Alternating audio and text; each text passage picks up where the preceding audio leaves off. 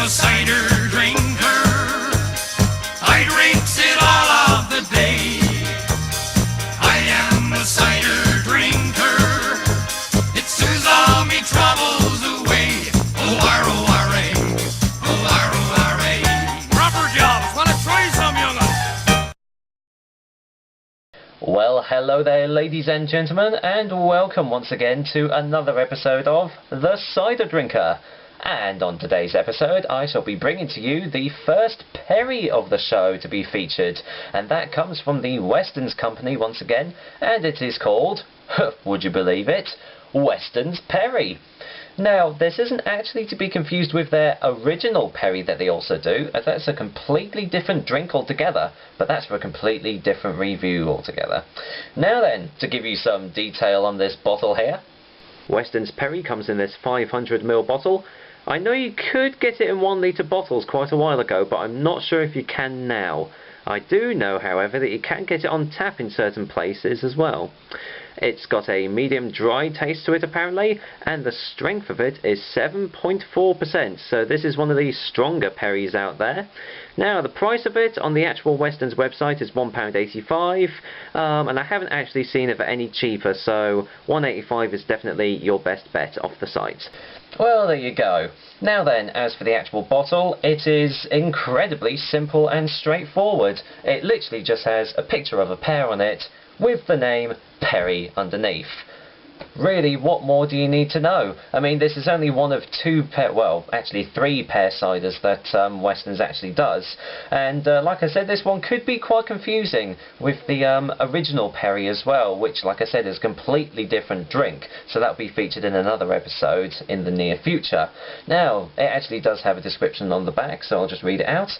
It says, Weston's Perry is a superior quality, lightly sparkling perry, crafted to deliver a fresh, medium-dry, fruity flavour. Chilled, this exceptional drink may be served on its own or as the perfect accompaniment to food. So again, the description is very basic. It just says it's medium dry, and it's basically a nicely sparkling perry. So, well, guess there's only one thing left to do, and that is to actually get this thing open. So let's do that indeed. There we go. Now then, just to see what it looks like in the glass, I'll just pour out a little bit as well. Well, it's a typical Perry colour from the looks of it. As it said, it's nicely sparkling, so that's always good. That's a bit of a weird taste. Weird smell. It does smell strong though, 7.4%, so like I said, this one actually does mean business. But yeah, it does smell very strong, so we shall just see if the taste matches the smell. Bottoms up.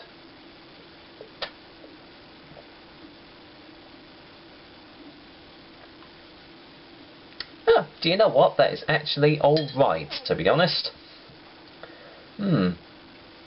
Definitely medium dry. Chilled. Yeah, that's quite nice. Can't really quite put my finger on the aftertaste, so I'm going to have to get a second opinion.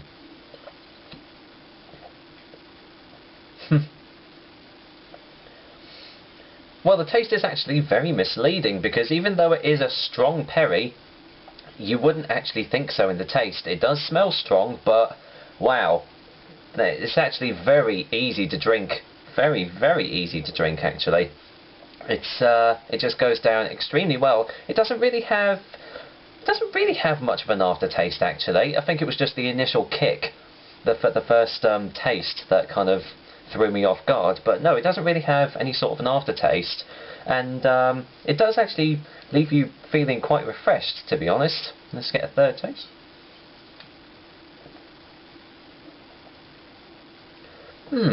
Yeah, that's just a very nice, easy to drink perry, one that isn't extremely sharp or really doesn't have all that much character to it.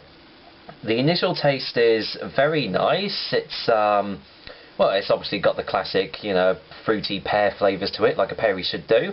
The aftertaste, like I said, there isn't really one, but it does go down very well, sits very well on the palate too.